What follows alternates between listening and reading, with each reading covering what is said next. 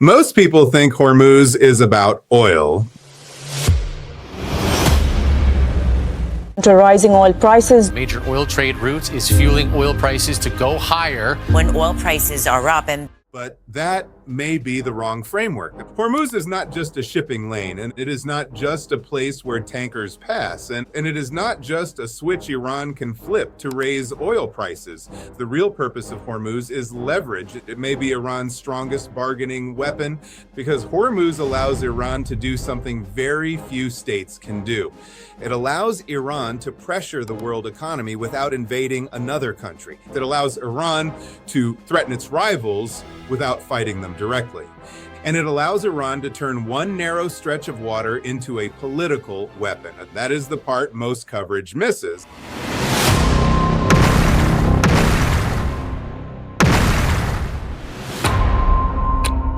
The common belief is simple. If Iran closes Hormuz, oil prices spike, the world panics, then America responds. But that story is too narrow because Iran does not need to close Hormuz completely to use it.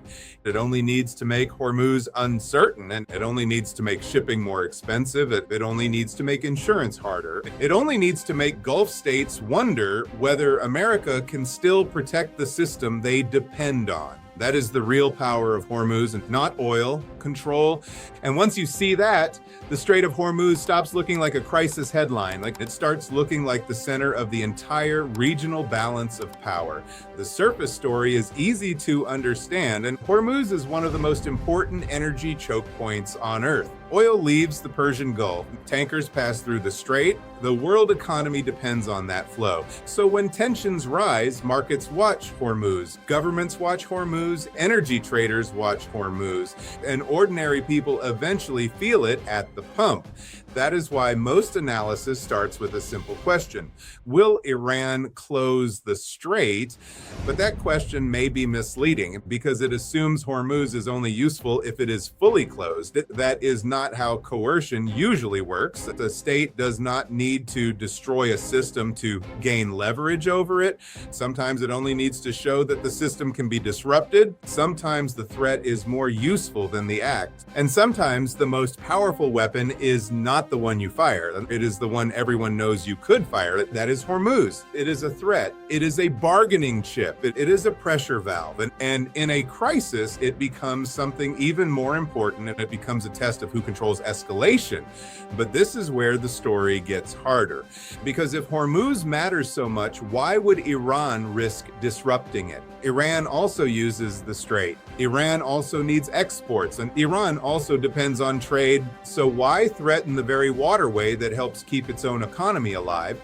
That is the question. And the answer is the key to the entire video. Iran may not be trying to shut Hormuz forever. It may be trying to control the terms under which Hormuz stays open.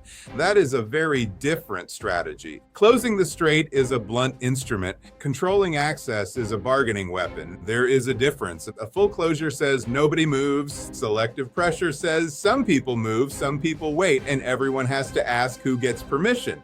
That second option is more flexible. It creates fear without total collapse. It creates uncertainty without forcing Iran to absorb all the costs at once. And it creates leverage over multiple actors at the same time. Not just America, not just Israel, but Gulf monarchies, Asian importers and European governments, shipping companies, insurance markets, and energy traders. Hormuz works because it does not pressure one opponent. It pressures the whole system. So the better framework is not oil, it is balance of power. Balance of power means one simple thing. States care about who has leverage over whom. They care about who can impose costs. They care about who can survive pressure. And they care about who gets to shape the rules of the region. In that framework, Hormuz is not just a route.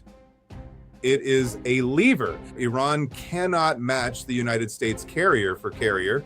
It cannot match America's global military network. It cannot match the combined wealth of the Gulf states. but it does not need to, because geography gives Iran a different kind of power. Iran sits next to the exit door of the Persian Gulf, and that means it can threaten the route used by rivals who depend on that door staying open. This is classic asymmetric leverage. A weaker state uses geography to complicate the plans of stronger states.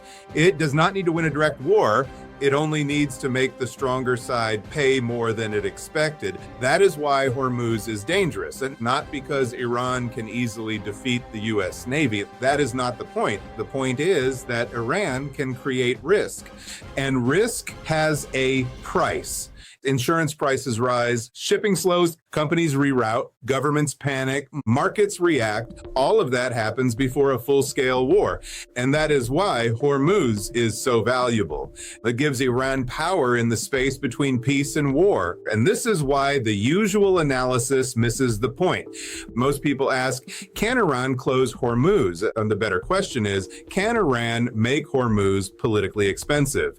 Because if the answer is yes, then the strait becomes a bargaining weapon. A bargaining weapon does not need to be used every day. It only needs to change the behavior of others. Think about the Gulf states. It's Saudi Arabia, the UAE, Qatar, Bahrain, Kuwait, and Iraq all depend in different ways on energy flows, trade flows, or maritime stability.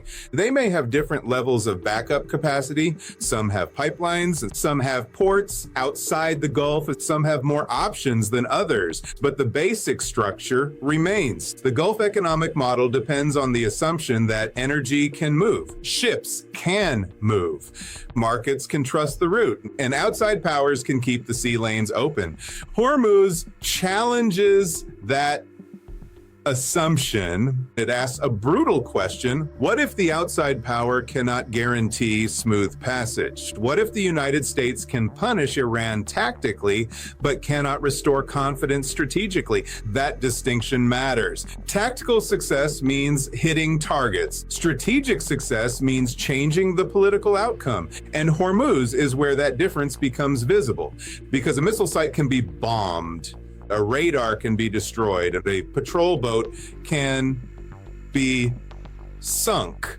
But market confidence is harder to bomb back into existence. Once ship owners believe the route is dangerous, the route becomes dangerous in practice, even before every ship is attacked. That is the mechanism. Iran does not need perfect control. It needs enough uncertainty to make everyone else adjust. Here's how the pressure works. Step 1, raise the risk. Iran signals that passage may not be normal. Now, that can happen through threats, military exercises, drone activity, and mines, boardings, warnings, permits, or attacks on selected vessels. And step 2, markets price the risk.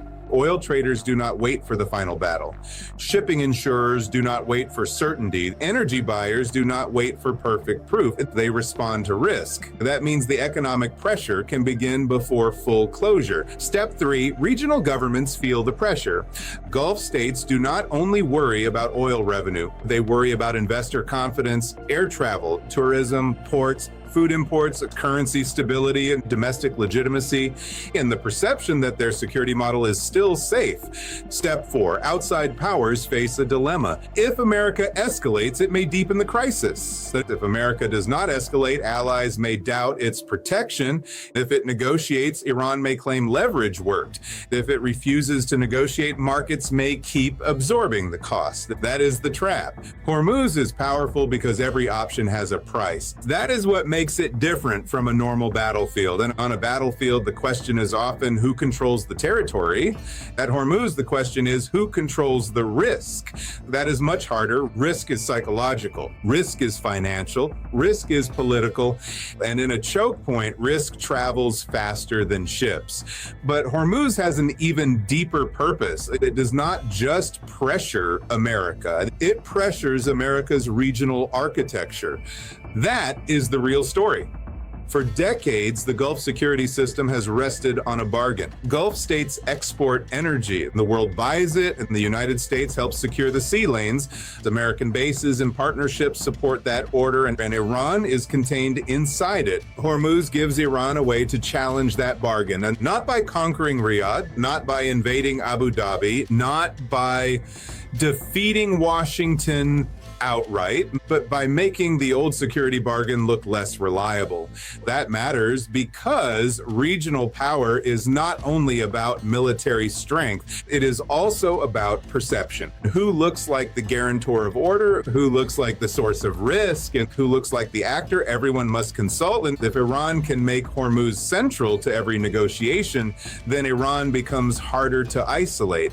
It forces the region to deal with Tehran. It forces outside powers to ask what Iran will accept. It forces Gulf states to calculate what they can risk. And it forces energy importers in Asia and Europe to care about Iran's red lines. That is leverage. And leverage is the first step toward regional influence. And to understand this, think about another kind of choke point, the Suez Canal. When Suez was threatened, the issue was never just ships. It was imperial power. It was who controlled the route between Europe and Asia. It was who got to decide the rules of movement. Or think about the Cold War. The most important pressure points were not always the largest battlefields. They were Berlin, the Turkish Straits, the Persian Gulf, NATO's borders, places where geography and politics overlapped. Choke points matter because they compress power. A huge global system passes through a small physical space. That creates vulnerability. And vulnerability creates bargaining power. Hormuz is one of the clearest examples on Earth. The waterway is narrow, the stakes are global, the regional rivalries are intense, and the legal, military, and economic questions all overlap. That is why Hormuz cannot be understood as an oil story alone. Oil is the visible layer. The deeper layer is order. Who defines security in the Gulf? Is it America? Is it a US-led coalition? Is it the Gulf states? Is it Iran? Or is it some new arrangement where Iran has a larger veto? That is the real question. And this is where Iran's strategy may become clearer. If Iran sees itself as merely trying to survive, then Hormuz is a last resort, a panic button, a desperate move. But if Iran sees itself as trying to reshape the regional balance, then Hormuz is not a panic button. It is a bargaining tool. That is the contrarian framework. Iran may not be asking, how do we survive this week? It may be asking, how do we make every future regional deal pass through us? That is a much bigger ambition, and it changes how we interpret the moves. A warning near Hormuz is not just a warning, it is a signal. A demand for shipping coordination is not just bureaucracy. It is a sovereignty claim. A threat to impose fees is not just about money. It is about authority. A call for a regional security framework without outside powers is not just diplomacy. It is a bid to change who manages the Gulf. That is the strategic logic. Iran's strongest card is not that it can shut the world economy down forever. It probably cannot do that without enormous costs. Its strongest card is that it can make the world economy ask a question it does not want to ask. What does Iran want in exchange for normalcy? That is the bargaining power of Hormuz. So what should viewers watch? There are 3 tripwires. Tripwire 1, selective passage. Do not only watch for a full closure, watch for selective access. Permits inspections, warnings, or special lanes, ships told to coordinate with Iranian-linked authorities, tankers treated differently based on ownership, cargo, flag, destination, or political alignment. That would suggest Iran is not simply trying to stop shipping, it is trying to regulate it, and regulation is power. Tripwire 2, insurance and shipping behavior. The key signal may not come from a government speech, it may come from insurers, shipping companies, port data, tanker tracking. If ships slow down, wait outside the Gulf, reroute, or demand higher compensation, then Hormuz is already being used as leverage, even if no one officially declares it closed. This is crucial. A choke point does not have to be sealed to be weaponized. It only has to become unreliable. Tripwire 3, Gulf state diplomacy. Watch Bahrain, Qatar, the UAE, Saudi Arabia, Kuwait, Oman, Iraq. If these states begin pushing harder for de-escalation, distancing themselves from U.S. strikes, opening new channels with Tehran, or supporting a regional security framework that gives Iran a role, that would be a major signal. Because the real target of Hormuz pressure may not be one tanker. It may be the political alignment of the Gulf. That is the part that could reshape the region. But there is one more layer. Hormuz may also be a message to Asia. Most Gulf energy flows do not go primarily to America. They go heavily toward Asian markets, China, India, Japan, South Korea, other importers. That means Iran's leverage does not only run west, it runs east. This complicates the U.S. position because a Hormuz crisis can pull Asian powers into the diplomatic equation. China may not want instability. India may not want instability. Japan and South Korea may not want instability, but they also may not want a war that raises energy costs and threatens supplies. So Iran can create pressure on a wide set of to push for a settlement. Again, this is not about defeating everyone militarily. It is about widening the cost of the crisis. That is what great coercive leverage does. It makes your opponent's problem become everyone's problem, and then everyone starts asking your opponent to solve it. And this is why Hormuz is so powerful. It converts a regional fight into a global economic concern. It turns geography into diplomacy. It turns shipping risk into political pressure.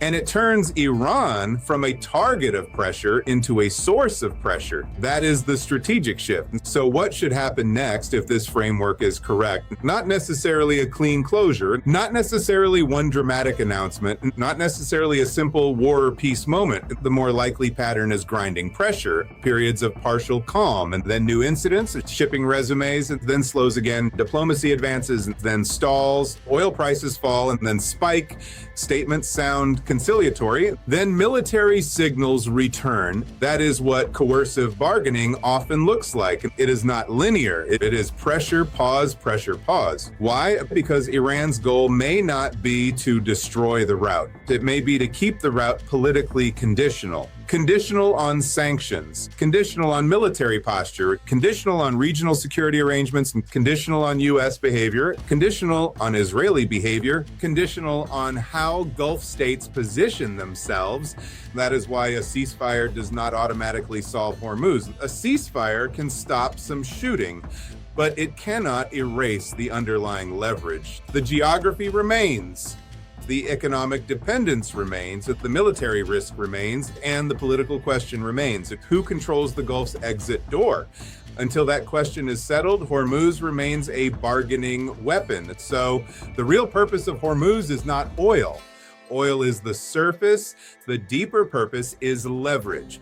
Hormuz gives Iran a way to pressure stronger states without matching them directly.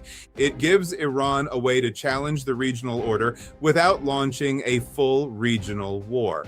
And it gives Iran a way to make every major actor ask what price must be paid for normal movement. That is why the Strait matters, not just because tankers pass through it, but because decisions pass through it. The world sees Hormuz as a route. Iran may see it as a lever, and in geopolitics, a lever in the right place can move far more than oil. It can move the balance of power. The headlines change, the logic does not.